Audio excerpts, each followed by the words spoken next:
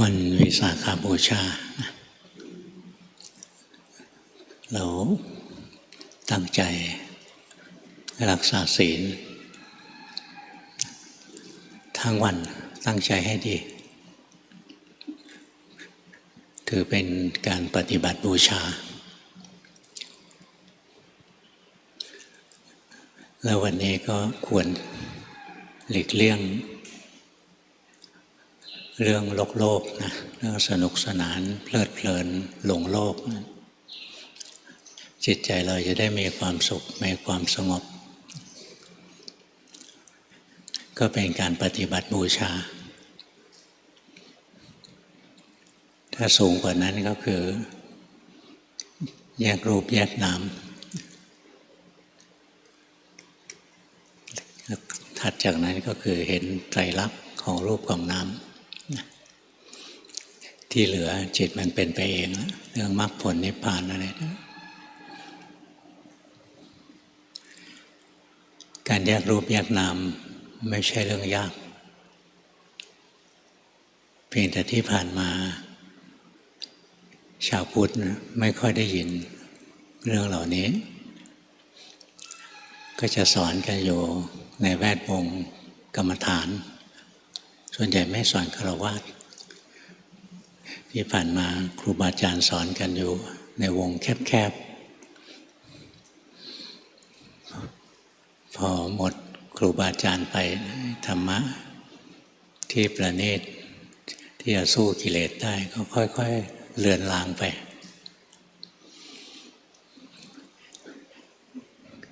หลวงพ่อเห็นว่าฆราวาสก็มีหลายกลุ่มหนึ่งเป็นบัวใต้น้ำส่วนใหญ่นั่นแหละปล่อยเข้าไปพวกเราส่วนหนึ่งที่เป็นบัวที่จะพ้นน้ำปริ่มๆจะพ้นอยู่แล้วถ้าไม่ได้ฟังธรรมที่ประณีตที่จะขัดเกลากิเลสจริงจังเราจะเสียชาติเกิดอุตส่าห์เกิดมาเจอพระพุทธศาสนาแล้วเสียโอกาสอย่างร้ายแรงเลยคนส่วนใหญ่นะถึงจะเจอพุทธศาสนาก็ถือว่ายังไม่ได้เจอเพราะไม่รู้เรื่องอะไรเลยแยกไม่ออกระหว่างคำสอนของพระพุทธเจ้ากับความเชื่อผีสางเทวดาอะไรซึ่งมันเป็นความเชื่อเก่าแก่ก่อนที่พระพุทธศาสนาจะเข้ามาในแผ่นดินนี้มันปนกันนี่พวกเราเป็นบัวปริ่มน้ำมีโอกาสได้ฟังธรรมะภาคปฏิบัติที่ประณีตเราก็จะสามารถโผล่พ้นน้ำขึ้นมาเป็นดอกบัวที่บานได้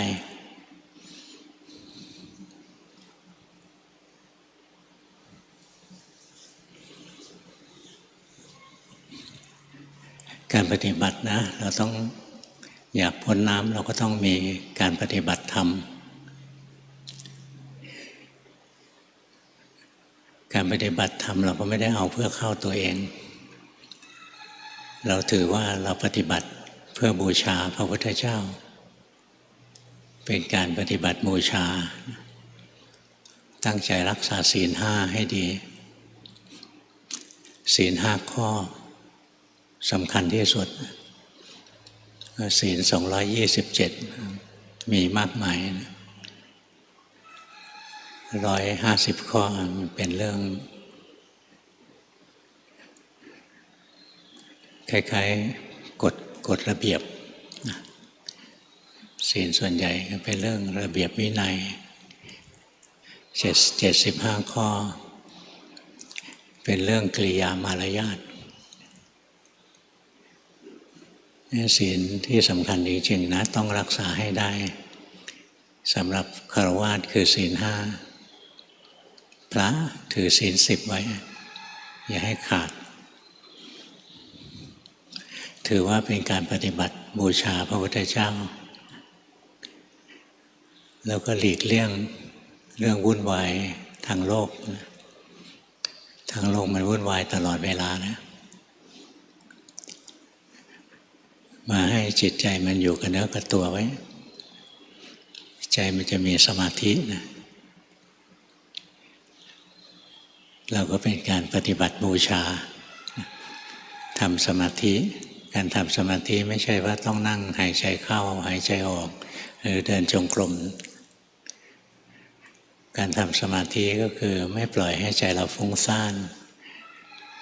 น้อมใจมาอยู่ในอารมณ์อันเดียวที่มีความสุขมีความสบายใจพอมันอยู่ในอารมณ์อันเดียวนะมันก็ไม่วอกแวกไปไหนมันมีความสุขมันก็ไม่เที่ยวหา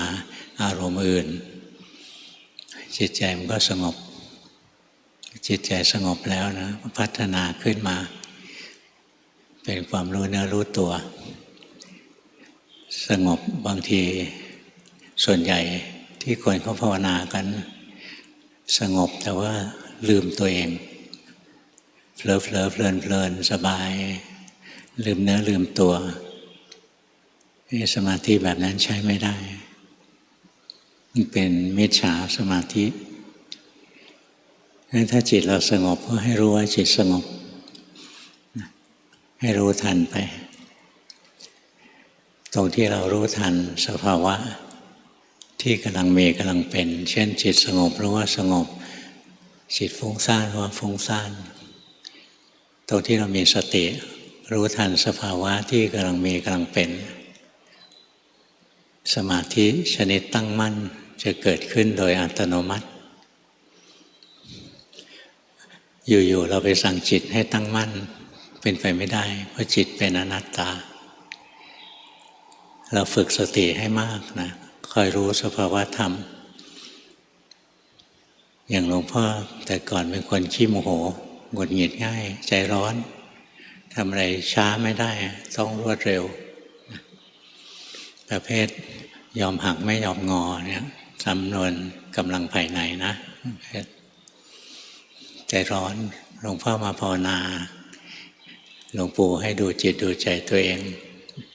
หลวงพ่อก็เห็นจิตมันเดี๋ยวมันก็โกรธนะเดี๋ยวมันก็ไม่โกรธเดี๋ยวก็โกรธเดี๋ยวก็ไม่โกรธทั้งวันจิตมีสองอย่างเท่านั้นนะนี่พอจิตโกรธขึ้นมาเรามีสติรู้ว่าจิตโกรธจิตก็ไม่ถูกความโกรธครอบงำจิตก็เป็นตัวของตัวเองตั้งมั่นเด่นดวงขึ้นมาเป็นผู้รู้ผู้ตื่นผู้เบิกบานถ้าความโกรธหายไปเป็นจิตไม่โกรธเกิดขึ้นเรามีสติรู้ว่าจิตตอนนี้ไม่โกรธเนี่ยรู้สภาวะอาโทสะเกิดขึ้นโทสะเกิดขึ้นเราก็รู้นะอาโทสะเกิดขึ้นเราก็รู้อาโทสะคือไม่มีโทสะการที่เราเห็นสภาวะอย่างที่กำลังมีกำลังเป็นจิตมันจะตั้งมั่นขึ้นอัตโนมัติเมื่อเราดูตัวเองสภาวะอะไรที่เกิดบ่อยๆในตัวเราแล้วเราสามารถเห็นได้เราก็ดูสภาวะนั้นบ่อยๆนะใช้สภาวะนั้นเป็นวิหารธรรมส่วนสภาวะอื่นเป็นของแถมอย่างหลวงพ่อขี้โมโหหลวงพ่อก็เห็นใช้โทสะกับอาโทสะเป็นวิหารธรรมจิตมีโทสะก็รู้จิตไม่มีโทสะก็รู้แล้วคราวนี้ต่อไปสภาวะอื่นๆเกิดขึ้นสติมันก็รู้ได้เหมือนกันนะเพราะว่ามันรู้วิธีที่จะรู้ถ้ารู้สภาวะอันหนึ่งได้นะต่อไปสภาวะอื่นๆก็รู้ไม่ยากเพราะฉะนั้นเวลาทำกรรมฐานนะทำอันหนึ่งได้แล้วอันอื่นจะได้มาเองนะโดยไม่ยากเกินไปอย่างเราเล่นกสิณสมมติเราเล่นกสิณเราดูไฟจนกระทั่งหลับตาก็เห็นไฟนะลืมตาก็เห็นไฟจิตมันรวมลงไปเห็นเป็นไฟนะหายไปกลายเป็นดวงสว่างกลมๆนะพอเราเล่นกสิณไฟสำเร็จนะ ได้ปฏิภาคนิมิตย่อดวงนี้ให้ใหญ่ให้ขยายให้ใหญ่ก็ได้ย่อให้เล็กก็ได้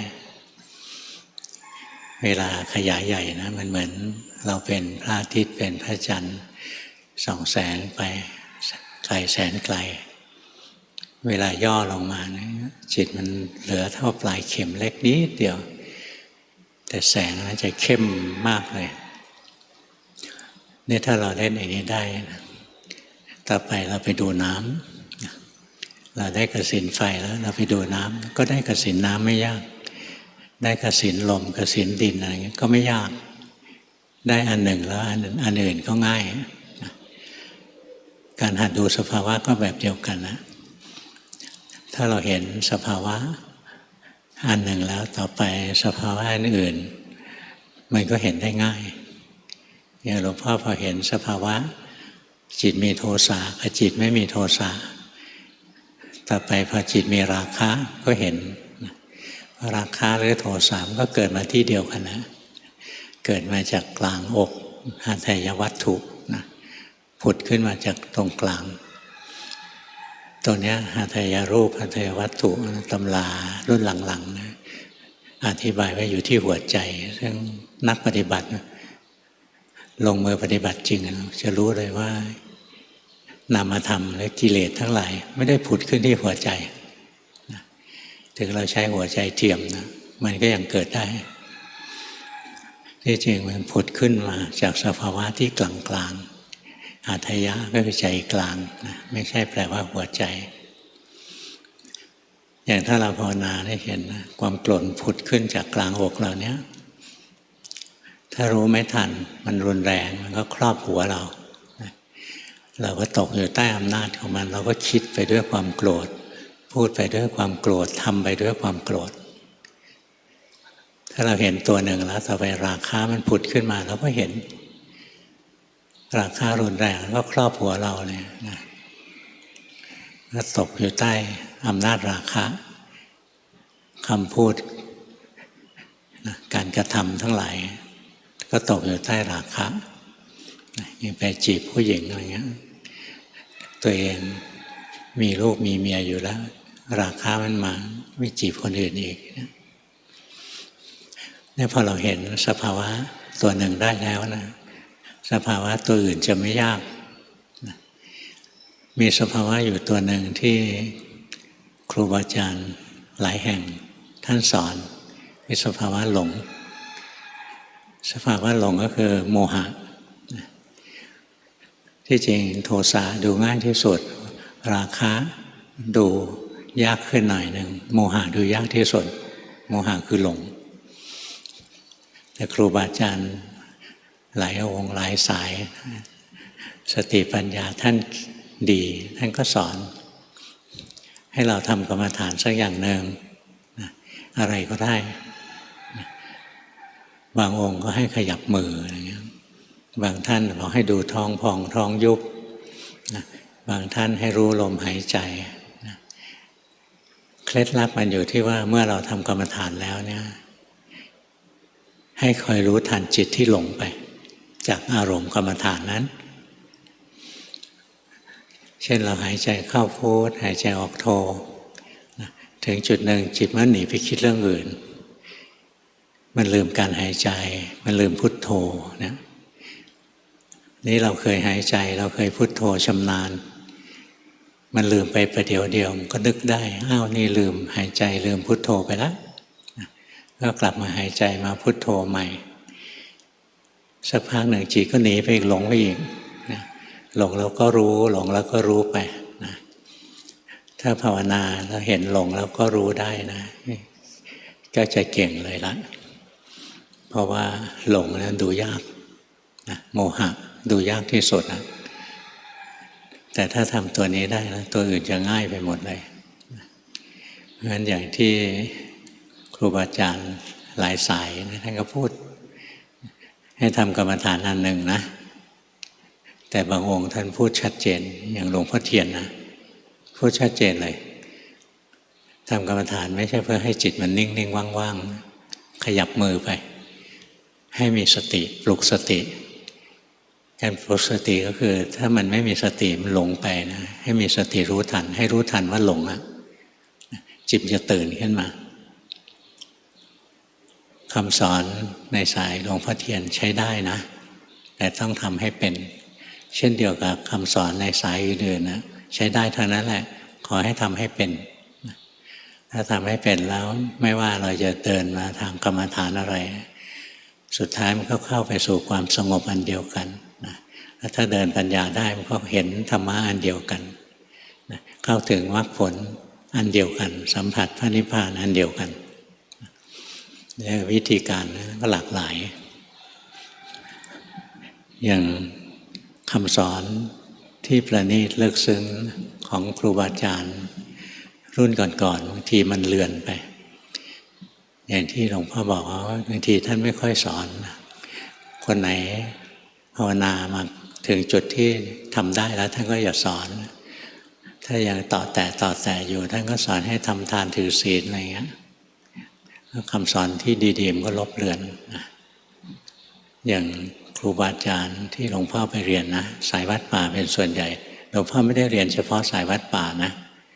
สายอื่นหลวงพ่อก็เรียนเบื้องต้นนะศึกษาทางสายท่านอาจารย์พุทธทาสบวชครั้งแรกก็บวชอยู่กับหลวงพ่อปัญญาก็ทำอานาปานสติซึ่งหลวงพ่อเล่นมาแต่เด็กอานาปานสติแต่ว่ามันไม่เข้าใจมันก็ได้แค่ความสงบตอนหลังพอภาวนาพอรู้เรื่องแล้วนะก็รู้อย่างถ้าเราทำอานาปานสตินะหายใจออกรู้สึกหายใจเข้ารู้สึกนะถ้าจิตมันหลงไปลืมการรู้สึกลืมการหายใจเราก็มีสติรู้ว่าหลงไปแล้วทันทีที่สติรู้ว่าจิตหลงนะจิตรู้ก็จะเกิดขึ้นแล้วก็เห็นร่างกายหายใจจิตเป็นคนรู้นะไปดูหลวงพ่อเทียนก็เอาก่อนหลวงพ่อเทียนหลวงพ่อก็เข้าสายวัดป่าที่จริงเข้าสายวัดป่าตั้งแต่เล็กนะแต่ว่าเรียนได้แค่ความสงบวิชาที่เป็นสาระแก่นสารของครูบาอาจารย์นั้นยังไม่ได้ก็ได้แค่ทำอานาปานสติให้จิตสงบแล้วก็ออกรู้โน่นรู้นี่นะรู้จริงหรือเปล่าก็ไม่รู้พิสูจน์ไม่ได้อะไรที่พิสูจน์ไม่ได้นะอย่าไปเชื่อมันแขวนไว้ก่อนจริงหรือเปล่าไม่รู้ไม่ต้องไปพิสูจน์เสียเวลาเอาปัจจุบันนะมีสติรู้กายรู้ใจลงปัจจุบันนี่สำคัญที่สุดนะอย่างหลวงพ่อเข้าไปหาครูบาอาจารย์สายวัดป่าหลายองค์ท่านสอนหลวงพ่อให้ดูจิตดูใจตัวเองกระทั่งการพุทโธไม่ใช่พุทโธเพื่อจะพุทโธไม่ใช่พุทโธให้จิตสงบท่านสอนไปอีกระดับหนึ่งนะท่านสอนพุทโธให้รู้สึกตัวบางองค์ท่านพูดชัดนะอย่างหลวงปู่บุญจันทร์ถ้ำผาพึ่งท่านพูดชัดเจนเลยว่าให้บริกรรมไปพุทโธใจรู้พุทโธรู้ใจพุทโธใจรู้พุทโธรู้ใจแม้พุทโธแล้วมาที่ใจครูบาอาจารย์บางองค์ท่านก็สอนพุทโธก็คือผู้รู้ผู้ตื่นผู้เบิกบานอะไรคือผู้รู้ผู้ตื่นผู้เบิกบานก็จิตใจของเราแหละที่มันมีความรู้เนื้อรู้ตัวตั้งมั่นเมื่อเป็นผู้รู้ผู้ตื่นผู้เบิกบานหลวงพ่อไปเรียนจากครูบาอาจารย์รุ่นก่อนนะท่านจะสอนคำว่าผู้รู้ไปวัดไหนก็พูดแต่คำว่าผู้รู้นะเนี่ยพุทโธพุทโธคือจิตจิตคืออะไรจิตคือผู้รู้นะหลังๆธรรมะมันกล่อนลงกลายเป็นว่าพุทโธเพื่อจะพุทโธไปเรื่อยๆให้จิตมันนิ่งๆถามว่าดีไหมก็ดีเหมือนกันแต่ดีแบบสมถะนิ่งๆไปแต่ถ้าพุทโธใจรู้พุทโธแล้วรู้ใจตัวเองพุทโธเป็นสิ่งที่ใจไปรู้เข้าพุทโธแล้วคอยรู้เท่าทันใจตัวเองไว้เราก็จะได้พุทโธตัวจริงไม่ใช่คำพูดว่าพุทโธพุทโธตัวจริงก็คือตัวจิตใจของเรานั่นเอง หลวงปู่เทศนะหลวงพ่อเข้าไปเรียนด้วยท่านก็สอนสิ่งเหล่านี้แต่ท่านบัญญัติศัพท์เฉพาะของท่านขึ้นมาท่านบัญญัติคำว่าจิตกับคำว่าใจนะท่านบอกว่าจิตคือผู้คิดผู้นึกผู้ปรุงผู้แต่งใจคือผู้รู้ผู้ตื่นผู้เบิกบานนะให้ปฏิบัติไปแล้วก็สุดท้ายจิตนะมันยกระดับขึ้นมาเป็นใจคือเป็นผู้รู้ผู้ตื่นผู้เบิกบานนะจิตมันคิดนึกปรุงแต่งถ้าเรารู้เท่าทันความปรุงแต่งจิตพ้นจากความปรุงแต่งก็เข้ามาเป็นใจนะก็จะสอนหลวงปู่ดูลย์ท่านก็สอนนะบอกว่าคิดเท่าไหร่ก็ไม่รู้หยุดคิดถึงรู้แต่ก็อาศัยคิดคำว่ารู้ก็คือตัวจิตผู้รู้นั่นแหละนะจิตผู้รู้มันจะเกิดขึ้นถ้าเราคิดอยู่เนี่ยมันก็มีแต่จิตผู้คิดแต่ถ้าเรารู้ว่าจิตคิดจิตคิดจะดับจิตผู้รู้จะเกิดเพราะหลวงปู่ดูลย์ไม่ได้สอนว่าอย่าไปคิดนะท่านไม่ได้สอนว่าอย่าคิดนะหลวงพ่อเคยทำผิดจะไปดูจิตรู้ว่าจิตเป็นคนรู้ก็จะพยายามฝึกไม่ให้มันคิดหลวงปู่บอกทำผิดแล้วจิตเป็นผู้คิดผู้นึกผู้ปรุงผู้แต่งไปทำจนมันไม่คิดไม่นึกไม่ปรุงไม่แต่งอันนั้นใช้ไม่ได้นะให้ตามรู้ตามดูจิตใจตัวเองไปหลวงพ่อก็พบว่าถ้าจิตมันหลงคิดนะจิตรู้ก็ไม่เกิดแต่ถ้าเรารู้ว่าจิตหลงคิดจิตรู้จะเกิดเพราะฉะนั้นท่านถึงบอกว่าคิดเท่าไหร่ก็ไม่รู้หยุดคิดถึงรู้แต่ก็ต้องอาศัยคิดประโยคที่3เนี่ยคนเรียนรุ่นหลังๆก็กล่อนไปละลืมพูดกันแค่ว่าคิดเท่าไหร่ก็ไม่รู้หยุดคิดถึงรู้จบแค่นี้ธรรมะครูบาอาจารย์มันกล่อนนะก็เลยพยายามที่จะไม่คิดพยายามไม่คิดก็คือปรุงแต่งอีกแบบหนึ่งนะเรื่องอาเนนชาพิสังขารใช้ไม่ได้ไปดัดแปลงธรรมชาติของจริงไปงั้นที่หลวงปู่ดูลย์สอนเนี่ยมันมี3ประโยคนะคิดเท่าไหร่ก็ไม่รู้หยุดคิดถึงรู้แต่ก็อาศัยคิดแต่ก็อาศัยคิดก็คือให้จิตคิดไปตามธรรมชาตินั่นแหละแต่พอจิตมันคิดไปแล้วจิตเราลงไปตามความคิดปุ๊บเรามีสติรู้นะรู้ว่าจิตคิดจิตคิดจะดับจิตรู้จะเกิดแล้วเราก็ไม่รักษาจิตรู้ไว้เดี๋ยวมันก็คิดใหม่คิดใหม่รู้ใหม่จิตรู้ก็เกิดอีกนะไม่ใช่ห้ามความคิดถ้าห้ามความคิดจิตก็จะติดความปรุงแต่งชนิดที่3เรียกอาเนนชาพิสังขารความปรุงแต่งมี3อย่างปุญญาพิสังขารปรุงบุญปรุงฝ่ายดีอาปุญญาพิสังขารปรุงฝ่ายชั่วอาเนนชาพิสังขารพยายามไม่ปรุงเพราะฉะนั้นถ้าเราพยายามไม่ให้จิตคิดนะก็คือพยายามไม่ปรุงรากเหง้าของมันก็คืออวิชชานะเพราะเราไม่ได้ห้ามนะจิตจะคิดแต่จิตคิดแล้วเรามีสติรู้ว่าอ้าวนี่หลงคิดละถ้าเรารู้ว่าหลงคิดนะจิตหลงคิดจะดับจิตรู้จะเกิดนะนี่ฝึกบ่อยๆเพราะการปฏิบัตินะถ้าเรารู้หลักแล้วมันไม่ใช่เรื่องยากอีกต่อไปมันยากเพราะเราไม่เคยได้ยินได้ฟังธรรมะภาคปฏิบัติจริงๆมันเหมือนอย่างคนอยากนิพพานนะดิ้นรนแทบเป็นแทบตายนะหาวิธีที่จะไปนิพพานมันไม่มีทางหาได้หรอกคนที่หาเส้นทางไปนิพพานได้นะมีอยู่2 จำพวกเท่านั้นคือพระสัมมาสัมพุทธเจ้ากับพระปัจเจกพุทธเจ้าถ้าไม่ใช่บุคคล2 จำพวกนี้ไม่สามารถหาทางไปนิพพานได้ด้วยตัวเองเราก็จะเป็นสิ่งที่กลุ่มที่เรียกว่าอนุพุทธะอนุพุทธะก็คืออนุนี่ไม่ใช่แปลว่าเล็กๆนะอนุพุทธะคือผู้เดินตามพุทธะอนุเนี่ยตามไปตามพุทธะไปเมื่อเราก็เรียนกรรมฐานปฏิบัติบูชาทุกวันนะว่าเราลูกศิษย์พระพุทธเจ้าถือศีลเป็นเครื่องบูชาพระพุทธเจ้า ฝึกจิตใจไม่ให้วุ่นวายอยู่กับโลกเป็นการบูชาพระพุทธเจ้าฝึกจิตใจให้เป็นผู้รู้ผู้ตื่นผู้เบิกบานขึ้นมาเป็นการบูชาพระพุทธเจ้าเนี่ยฝึกจิตให้เป็นผู้รู้บอกแล้วนะว่าแต่ละสำนักเขาก็มีของเขาจับเคล็ดได้แล้วมันอันเดียวกันหมดนะอย่างดูท้องพองยุบเนี้ยถ้าดูท้องพองยุบแล้วจิตจมลงไปที่ท้องมันคือการเพ่งอารมณ์มันจะเป็นอารัมมณูปนิชฌานทันทีเลยไม่ใช่จิตผู้รู้ไม่มีจิตผู้รู้มีแต่จิตผู้เพ่งแต่ถ้าเราดูท้องพองยุบแล้วจิตเราไหลไปที่ท้องเรารู้ทันจิตผู้รู้จะเกิดนะเพราะว่าจิตผู้รู้มันตรงข้ามกับจิตผู้หลงจิตที่ไหลไปที่ท้องก็คือหลงไปที่ท้องหรือเราพุทโธพุทโธแล้วจิตไหลไปในความคิดก็คือจิตผู้หลงเราขยับมือทำจังหวะอย่างหลวงพ่อเทียนแล้วจิตหนีไปคิดเรื่องอื่นนั่นคือจิตผู้หลงเพราะฉะนั้นทำกรรมฐานอะไรก็ได้นะที่เราถนัดไม่ดีไม่เลวแวบไปมากกว่ากันหรอก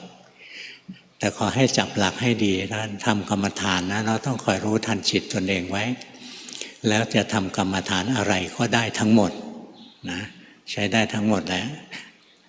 เพราะว่ากรรมฐานทั้งหลายมันเป็นแค่เหยื่อตกปลาเราจะเอาปลาคือจิตเหยื่อชนิดไหนก็ได้นะถ้าปลามันชอบถ้าเราเป็นปลาที่ชอบพุทโธเราก็เอาเหยื่อคือพุทโธมาใช้ถ้าจิตของเรามันชอบพุทโธนะจะเป็นปลาที่ชอบพุทโธถ้าจิตของเรามันชอบรู้ลมหายใจนะเราก็เอาลมหายใจมาล่อเป็นเหยื่อล่อปลาคือล่อจิตให้มาอยู่กับลมแล้วพอจิตไปอยู่ที่ลมเรามีสติรู้ทันนะจิตจะเด้งขึ้นมาดีดขึ้นมาเป็นผู้รู้ได้เหมือนกันถ้ามันไม่ดีดขึ้นมามันจมอยู่กับลมก็เป็นอารัมมณูปนิชฌานเป็นสมาธิชนิดสงบเฉยๆแล้วถ้ารู้ว่าจิตมันไหลไปอยู่ที่ลมไหลไปอยู่ที่มือที่เท้าที่ท้องนะจิตมันจะดีดตัวขึ้นมาเป็นผู้รู้ผู้ตื่นผู้เบิกบานนี่พอเรามีจิตที่เป็นผู้รู้แล้วนะเราก็ปฏิบัติบูชาให้ยิ่งขึ้นไปอีกตรงที่จิตสงบนะก็ยังมีพอสมควรนะสมัยก่อน40 ปีก่อน50 ปีก่อนเนี่ยคนฝึกให้จิตสงบเนี่ยมีนับจำนวนไม่ถูกเลยเยอะแยะเลยมายุคนี้คนจะให้จิตสงบก็น้อยลงนะอย่าพูดถึงจิตตั้งมั่นเป็นผู้รู้ผู้ตื่นเลย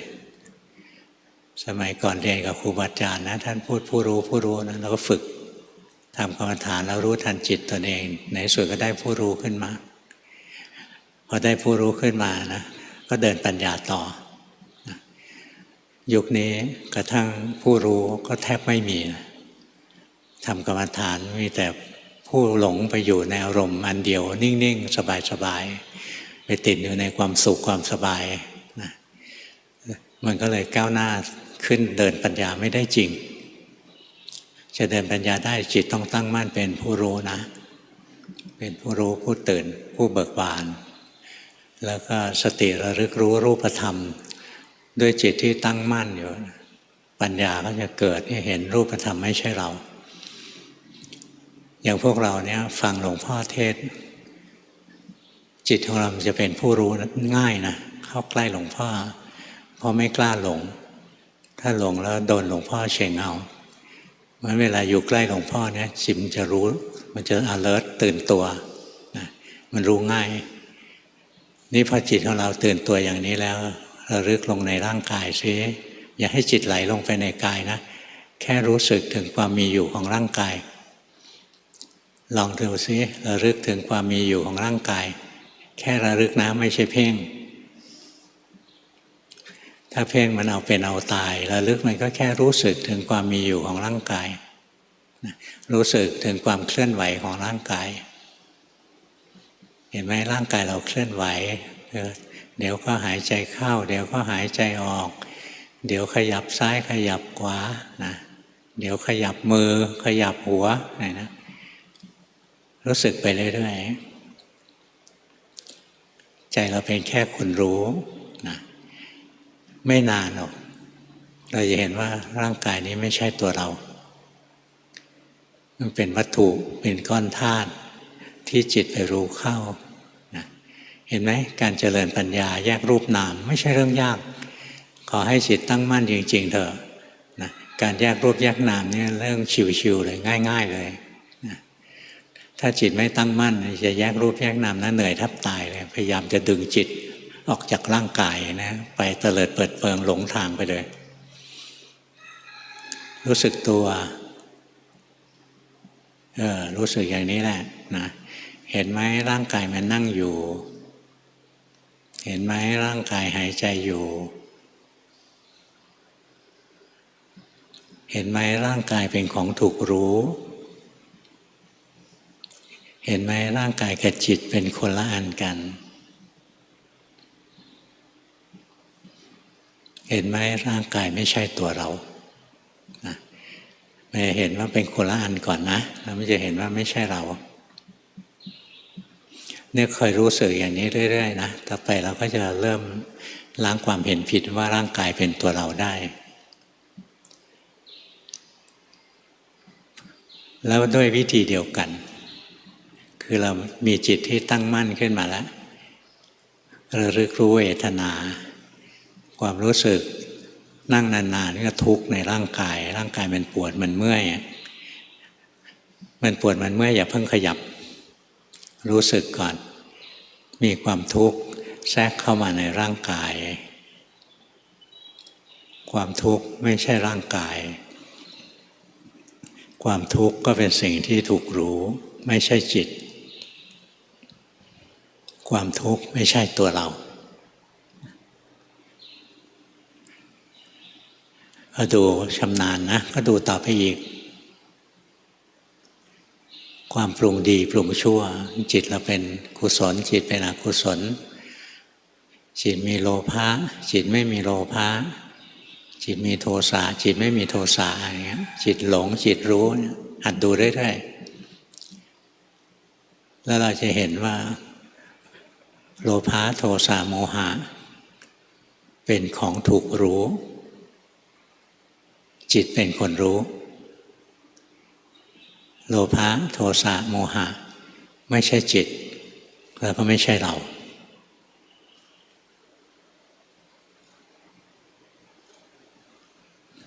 พอเดินปัญญาไปช่วงหนึ่งจิตจะฟุ้งซ่านกลับมาทำความรู้สึกตัวใหม่นะทำกรรมฐานทำไปสบายๆสงบก็ช่างไม่สงบก็ช่างจิตไหลไปแล้วก็รู้จิตไหลไปแล้วก็รู้นะ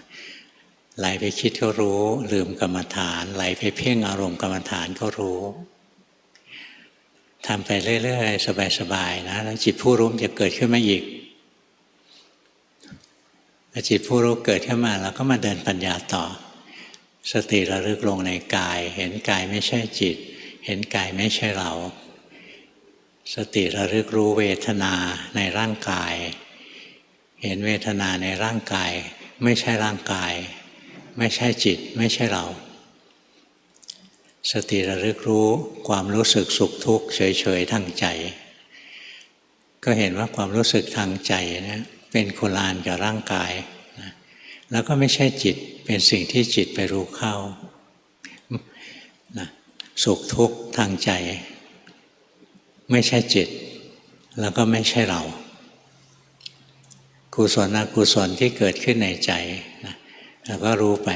เราก็เห็นกุศลอกุศลไม่ใช่จิตนะเป็นสิ่งที่จิตไปรู้เข้าแล้วมันก็ไม่ใช่เราเนี่ยสมมติว่าดูมาถึงตัวนี้จิตไม่มีแรงนะจิตไม่มีแรงกลับมาทำความสงบลืมการเจริญปัญญาไปทำความสงบนะจะใช้กรรมฐานอะไรก็ได้ให้จิตอยู่ในอารมณ์เดียวจิตจะมีกำลังขึ้นมาพอจิตมีกำลังนั้นก็อัปเกรดจิตรู้ทันจิตที่หลงไปไหลไปอะไรเงี้ยจิตก็ตั้งมั่นขึ้นมาอีกแล้วก็เดินปัญญาต่อถึงจุดหนึ่งเราจะเห็นว่าตัวรูปคือร่างกายเวทนาคือตัวสังขารความปรุงดีชั่วนะไม่ใช่จิตไม่ใช่เราตัวความจำได้ความหมายรู้เห็นไหมตัวความจำได้บางทีก็จำได้บางทีก็จำไม่ได้เป็นของที่บังคับไม่ได้ความจำได้ก็เป็นของถูกรู้ไม่ใช่เราอีกนะ พอภาวนาซ้ำแล้วซ้ำอีกนะภาวนาไปเรื่อยเราจะเห็นว่าตัวจิตเองเดี๋ยวก็เป็นผู้รู้เดี๋ยวก็เป็นผู้คิดผู้รู้ก็ไม่เที่ยงผู้คิดก็ไม่เที่ยงผู้รู้นั้นนะถ้าไม่เจือด้วยสัญญาวิปลาสไม่เจือด้วยจิตตาวิปลาสไม่เจือเอาอย่างนี้ไม่เจือด้วยการหมายรู้ผิดนะว่าเป็นเราไม่เจือด้วยความคิดผิดว่าเป็นเราอันนี้เรียกจิตตาวิปลาสมันก็จะไม่เกิดความเห็นผิดว่าจิตเป็นเราตัวผู้รู้เองก็เกิดดับเดี๋ยวก็เป็นผู้รู้เดี๋ยวก็เป็นผู้คิดเดี๋ยวก็เป็นผู้รู้เดี๋ยวก็เป็นผู้ไปดูรูปเดี๋ยวก็เป็นผู้รู้เดี๋ยวก็เป็นผู้ไปฟังเสียงเดี๋ยวเป็นผู้รู้เดี๋ยวก็เป็นผู้ไปดมกลิ่นเดี๋ยวเป็นผู้รู้เดี๋ยวเป็นผู้ไปลิ้มรสเดี๋ยวเป็นผู้รู้เดี๋ยวเป็นผู้ไปรู้สัมผัสทางกายเดี๋ยวก็เป็นผู้รู้เดี๋ยวก็เป็นผู้หลงทางใจหลงไปคิดเป็นส่วนใหญ่เดี๋ยวก็เป็นผู้รู้เดี๋ยวก็เป็นผู้หลงเพ่งอารมณ์กรรมฐานเนี่ยเราจะเห็นนะตัวผู้รู้เองก็ยังตกอยู่ใต้อนิจจังทุกขังอนัตตาเหมือนกันเช่นเดียวกับรูปเวทนาสัญญาสังขารทั้งหลายจิตที่เกิดดับทางทวารทั้ง6ทางตาหูจมูกลิ้นกายใจเรียกว่าวิญญาณวิญญาณก็คือจิตนั่นเองแต่มันออกไปรับรู้ทางตาหูจมูกลิ้นกายใจได้เราจะเห็นว่าจิตผู้รู้เป็นจิตที่เกิดทางใจ เป็นมโนวิญญาณเนี่ยนะอยู่ในใจแล้วเดี๋ยวจิตทางใจนี่ก็ดับไปเกิดจิตที่ดูรูปนะจิตที่ดูรูปเกิดแล้วก็ดับนะมาเป็นจิตผู้รู้อีกแล้วก็เดี๋ยวเป็นจิตผู้ไปฟังเสียงแล้วก็มาเป็นผู้รู้อีกตรงที่มันกลับมาเป็นผู้รู้เนี่ยนะคือเราต้องฝึกจนชำนาญแล้วนะคนทั่วไปไม่มีหรอกมีแต่หลงไปดูพอไม่หลงไปดูก็หลงไปฟังไม่มีจิตผู้รู้มาขั้นเพราะฉะนั้นมันจะมีจิตแต่ผู้หลงไปทางตาหูจมูกลิ้นกายใจหลงตลอดเวลาเมื่อจิตมันหลงอยู่จิตมีโมหะอยู่ปัญญาเกิดไม่ได้นะเพราะโมหะนะมีชื่ออีกชื่อหนึ่งนะว่าอะไรไม่มีปัญญาสับลืมสับไปเฉยๆเนี่ยสัญญาไม่เที่ยงไม่มีปัญญาโมหะก็คือตัวไม่มีปัญญา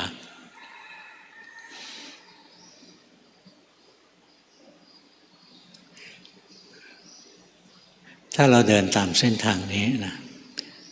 นี่คือทางที่พระพุทธเจ้าสอนเราแต่เราอย่าเดินเพื่อหาอะไรเข้าตัวเดินไปด้วยความเคารพศรัทธาแน่นแฟ้นในพระพุทธเจ้าเรารักษาศีลเป็นเครื่องบูชาพระพุทธเจ้าทำสมาธิให้จิตสงบไม่วุ่นวายอยู่กับกามคุณอารมณ์ในโลกก็เพื่อบูชาพระพุทธเจ้าฝึกจิตให้ตั้งมั่นก็เพื่อบูชาพระพุทธเจ้า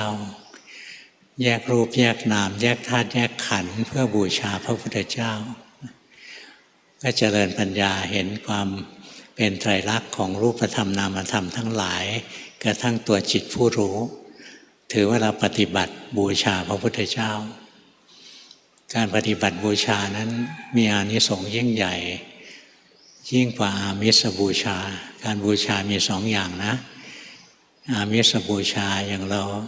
หาดอกไม้ธูปเทียนมาไหว้พระอะไรเนี่ยถามว่าดีไหมดีนะใส่บาตรให้พระฉันเป็นอามิสบูชาหรือปฏิบัติบูชาเนี่ยก็แล้วแต่ปัญญาของเราถ้าปัญญาเราไม่มากมันก็เป็นแค่อามิสบูชาเอาของมาถวายพระถ้าเรามีปัญญามากเราก็เห็นว่าที่เราทำเนี้ยเพื่อลดละกิเลสตัวเองนะนี่เราปฏิบัติบูชานะเพราะฉะนั้นการทำสิ่งเดียวกันของคน2 คนคนหนึ่งทำไปด้วยโมหะคนหนึ่งทำไปด้วยปัญญาบุญอย่างเดียวกันที่ทำ บุญของคนมีปัญญานั้นยิ่งใหญ่กว่ามากเพราะบุญของคนที่ไม่มีปัญญามันจะส่งผลให้เวียนว่ายตายเกิดไปในสุคติมีความสุขแต่การที่เราทำบุญด้วยสติด้วยปัญญาทำเพื่อลดละกิเลสทำเพื่อบูชาพระพุทธเจ้าไม่ได้ทำเพื่อหวังผลเอาเข้าตัวเองอันนี้เราปฏิบัติบูชาคือเราขัดเกลาตัวเองทำสิ่งเดียวกันนะใส่บาตร1 ทัพพีเท่ากันนะบุญของคนสองคนนี้แตกต่างมหาศาลเลยคนหนึ่งเวียนว่ายตายเกิดไปในภพภูมิที่ดีมีความสุขคนหนึ่งจะข้ามโลกข้ามวัฏสงสารนะเพราะงั้นเราทำอะไรที่ประกอบด้วยสติปัญญาบุญใดประกอบด้วยสติปัญญาบุญนั้นเป็นบุญใหญ่บุญใดไม่ประกอบด้วยปัญญาเป็นบุญเล็กน้อยนะเพราะฉะนั้นทำบุญก็ทำให้มันเป็นนะไม่ได้ทำเพื่อจะใหญ่เพื่อจะเป็นหนึ่งเพื่อจะเหนือคนอื่นนะอย่างนี้ยังเข้าใจศาสนาพุทธไม่มากเราทำทุกสิ่งเพื่อลดละอัตตาตัวตนนะเพื่อจะเดินตามพระพุทธเจ้าพระพุทธเจ้าเสียสละทุกอย่างนะกว่าจะได้มาเป็นพระพุทธเจ้าเมื่อก่อนหลวงพ่อสงสัยนะพระพุทธเจ้าทำไมสร้างบารมีอะไรมามากมายเลยนะแล้วไม่ได้เป็นพระพุทธเจ้าสักทีจนชาติสุดท้ายมาเป็นพระเวสสันดรพระเวสสันดรไม่เห็นทำอะไรเท่าไหร่เลยทำแต่บริจาคทานแล้วทำไมการบริจาคทานของท่านนั้นทำให้บารมีท่านเต็มเพราะท่านบริจาคทานเป็นเราบริจาคเพื่อจะเอาอย่างน้อยก็เอาเขาเรียกอะไรนะใบอนุโมทนาอะไรเงี้ยเอาไปติดข้างฝาดูแล้วสบายใจก็ดีเหมือนกันไม่ใช่ไม่ดีแต่ท่านไม่ได้ทำอย่างนั้นท่านทำเพื่อเสียสละออกจริงๆท่านตั้งใจเลยนะใครขอชีวิตท่านขอร่างกายท่านขอหัวใจท่านขอดวงตาท่านจะให้ทันทีเลยแน่ใจถึงขนาดนั้นแต่มันยังไม่มีใครมาขอมีคนมาขอช้างคู่บ้านคู่เมืองเป็นของสำคัญประจำเมืองถ้าให้ไปแล้วต้องเกิดเรื่องแน่เลยท่านก็กล้าให้ท่านก็ให้ไปแล้วถูกเนรเทศ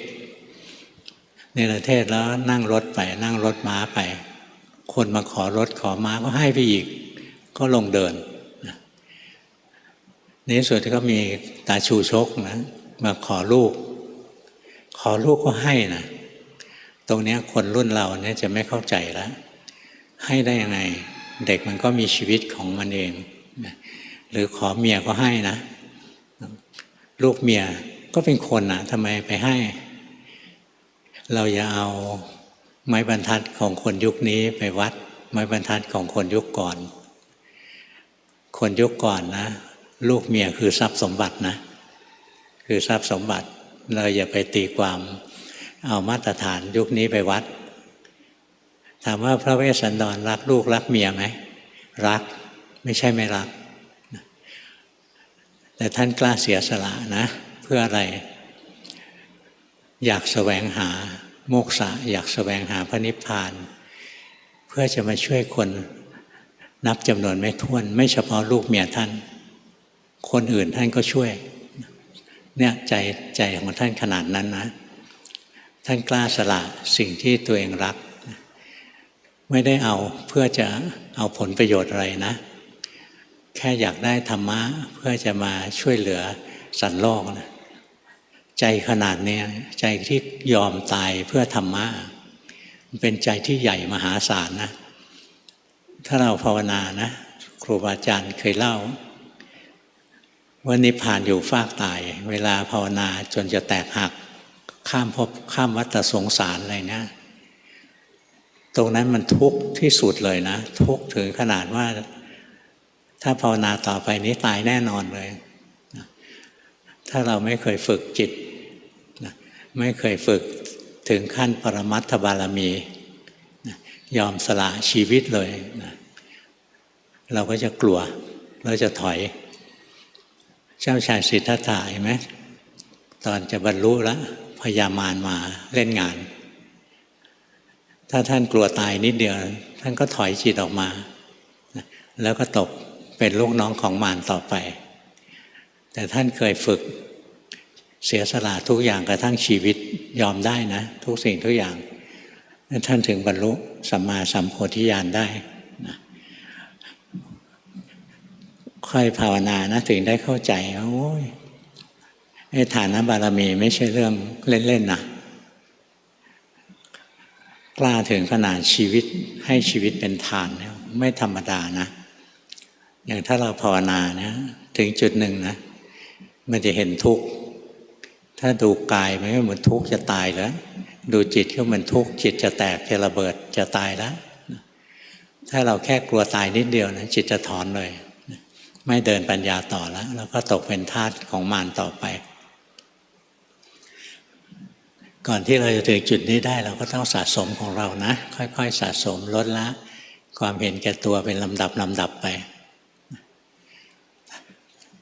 ทีแรกมันก็ยังเห็นแก่ตัวบ้างนะก็รู้เท่าทันตัวเองไปแต่ก็ไม่ใช่ว่าจะไม่เห็นแก่ตัวใครขออะไรให้หมดหลวงพ่อจะไม่ทำอย่างนั้นนะเพราะหลวงพ่อไม่ใช่พระเวสสันดรเราเป็นแค่สาวกปลายแถวอย่างพวกเราทำบุญมาหลวงพ่อจะเอาไปส่วนใหญ่นะถ้าไม่จำเป็นต้องใช้อะไรก็จะไปให้โรงพยาบาลปีนี้ส่วนใหญ่ปีนี้ไปให้ศรีราชนะก็หลายล้านอยู่ที่อื่นก็ทำอยู่เรื่อยๆนะแต่หลวงพ่อจะไม่ทำทานแบบให้คนนั้นคนนี้โดยตรงนะพอเราไปช่วยคนนี้ปุ๊บนะเขาก็หวังให้เราช่วยอีกแล้วถ้าเราไม่มีแรงจะช่วยเมื่อไหร่เราก็โกรธเราละหลวงพ่อจะไม่ยุ่งให้ก็ให้มูลนิธิให้อะไรงั้นไปแล้วไม่ค่อยทำกับวัดนะเพราะหลวงปู่ดูลท่านเคยสอนไว้พระไม่มีหน้าที่สร้างวัดนะพระมีหน้าที่ไปภาวนาแล้วโยมเขาเห็นคุณค่าเขาเห็นประโยชน์เขามาขอสร้างเองนะเราไม่ต้องเป็นตัวตั้งตัวตีเรื่องอะไรสร้างวัดเลยนะไม่ใช่หน้าที่ไม่ใช่หน้าที่อันนี้คนอื่นอาจจะมองว่าเป็นหน้าที่นะแต่หลวงพ่อเป็นลูกศิษย์หลวงปู่ดูลนะหลวงปู่ดูลท่านสอนอย่างนั้นนะเวลามีญาติโยมศรัทธาอยากถวายที่ดินก็มาหาหลวงปู่จะขอให้หลวงปู่นะจะตรงเนี้ยจะยกให้เป็นวัดขอพระลูกศิษย์หลวงปู่ไปอยู่พระลูกศิษย์ก็จะเกี่ยงกันไม่ได้อยากเป็นสมภารนะยุคนี้พอบวชปุ๊บก็อยากเป็นสมภารเลยเยอะเลยนะยุคนั้นไม่มีใครยอมอยากภาวนาเงียบๆไม่อยากเป็นสมภารหลวงปู่ต้องสั่งนะเอาไปอยู่องค์นี้ไปนะที่นี้ก็จะอดครวญผมจะไปไงผมไม่รู้จะสร้างวัดยังไงผมไม่รู้จะทำยังไงทำอะไรไม่เป็นได้แต่ภาวนาหลวงปู่บอกก็ไปภาวนาแหละไม่ต้องทำอย่างอื่นหรอกภาวนาให้ดีนะญาติโยมเขาสร้างวัดเองเราไม่ต้องทำเนี่ยแต่เดิมครูบาอาจารย์ท่านสอนมาอย่างนี้นะมันจะไม่แข่งกันสร้างวัดนะเพราะงั้นอย่างถ้าพระออกมาเรียอะไรหลวงพ่อก็ไม่ว่าท่านหรอกนะท่านก็ดีอย่างของท่านนะแต่เราไม่ชอบเราไม่อยากทำหลวงพ่อเลยไปทำกับโรงพยาบาลอะไรอย่างนี้มากกว่ามูลนิธิอะไรเงี้ยแต่ไม่ใช่ว่าเขาไม่ดีนะเขาก็ดีอย่างของเขาแหละสร้างวัดเอาไว้แล้วก็ได้เป็นแหล่งท่องเที่ยวต่อไป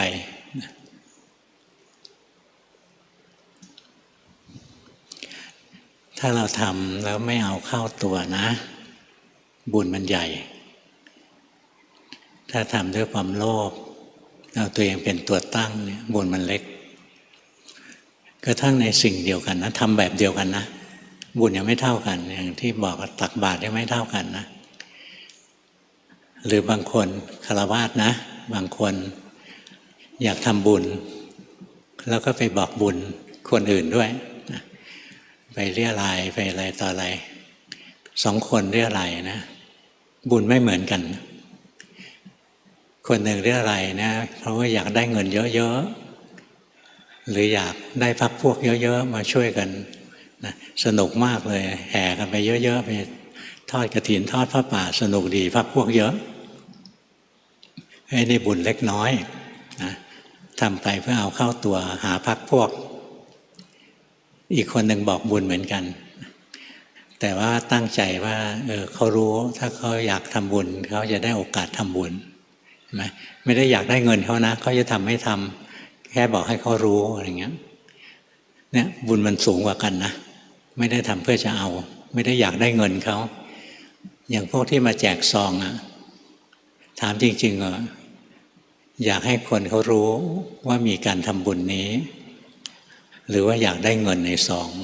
นะลองวัดใจดีๆส่วนใหญ่ก็อยากได้เงินนะ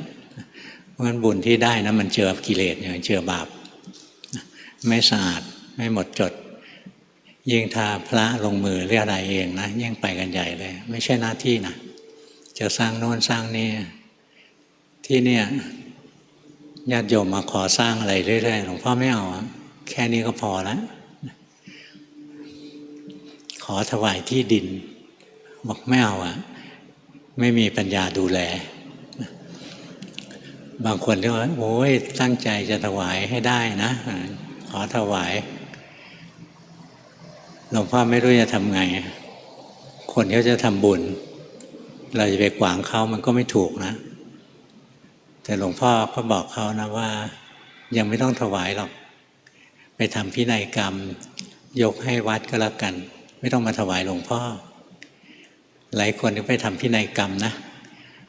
ถ้าตายแล้วจะยกที่ให้วัดยกบ้านให้วัดนะทำไมต้องอย่างนั้นหลวงพ่อก็บอกเขาตรงๆนะว่าวันนี้ศรัทธาวันข้างหน้าอาจจะไม่ศรัทธาแล้วเสียใจไม่ควรจะยกให้เลย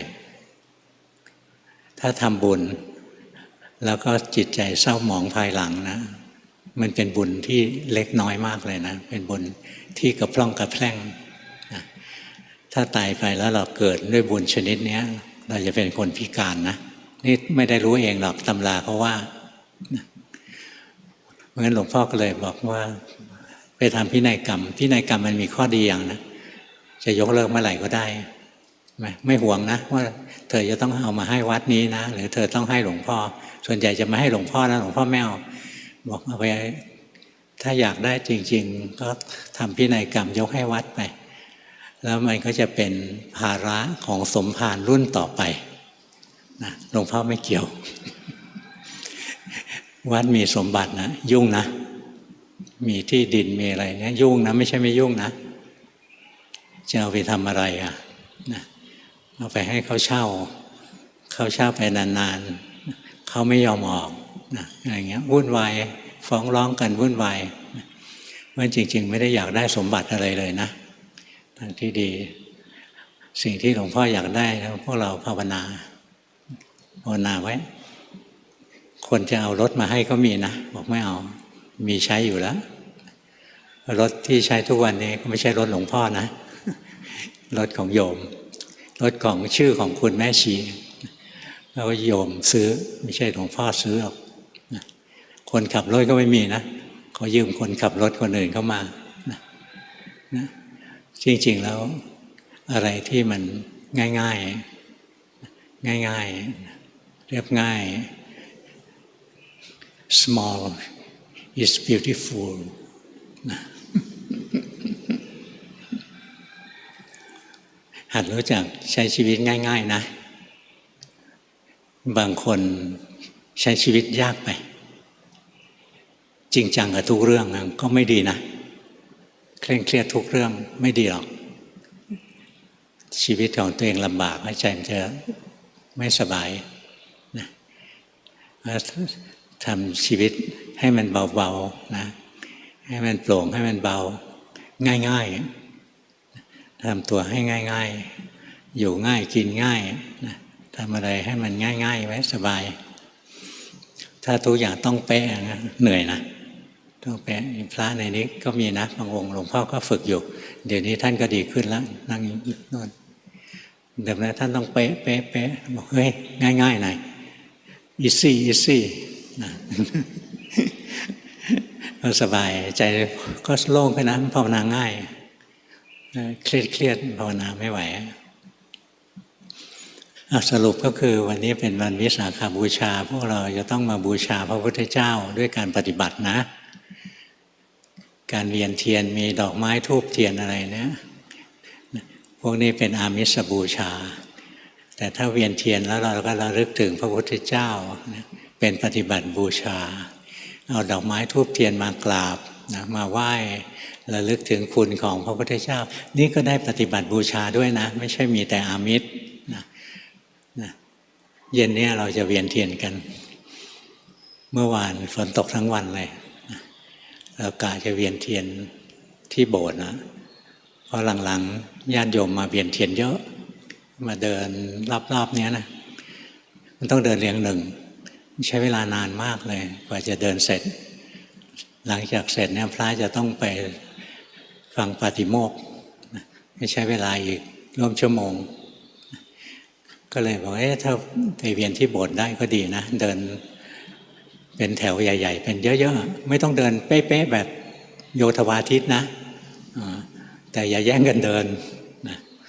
เดี๋ยวเย็นนี้เราจะไปเดินจงกรมที่โบสถ์ถ้าฝนไม่ตกนะหวังว่าจะไม่ตก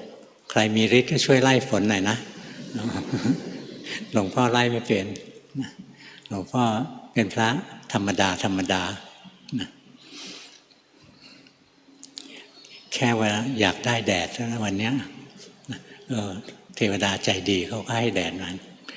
แต่ว่าไม่รู้ว่าจะใจดีถึงเย็นหรือเปล่านะเย็นนี้เราก็กลุ่มหนึ่งอยากเข้ามาฟังธรรมนะแต่เดิมก็ใครมาก่อนก็เข้ามานั่งแล้วทีมงานบอกหลวงพ่อบอกบางคนมารอได้ในเที่ยงนะว่าเข้าแถวอยากเข้ามานั่งข้างในทีมงานบอกว่าคนลำบากมากนะขอลงทะเบียนเถอะจะได้ไม่ต้องมานั่งเฝ้ายืนเฝ้าอยู่หน้าศาลาหลายๆชั่วโมงภาคบ่ายก็เลยมีการลงทะเบียนส่วนพวกที่ลงทะเบียนตอนเช้าเนี่ยอยากเวียนเทียนตอนเย็นก็มาได้นะไม่ได้ห้ามนะแต่ว่าให้คนอื่นเข้ามานั่งในนี้บ้างผลัดกันแบ่งกันวันนี้เทศให้ฟังเกือบชั่วโมงแล้วนะปฏิบัติบูชานะทำไปเพื่อลดละกิเลสของเราบูชาพระพุทธเจ้าหายใจออกคิดถึงพระพุทธเจ้าหายใจเข้าคิดถึงพระพุทธเจ้ายืนเดินนั่งนอนคิดถึงพระพุทธเจ้าคิดถึงคุณของท่านนะท่านมีมหากรุณาท่านมีบริสุทธิ์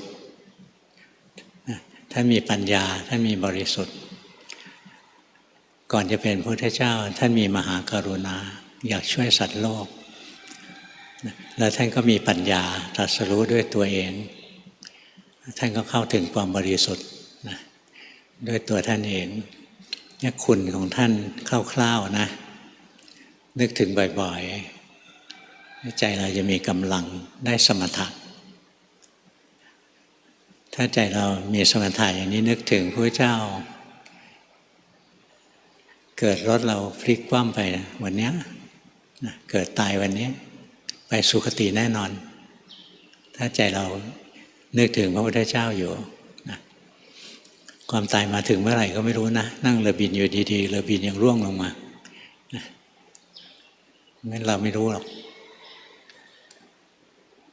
เชิญ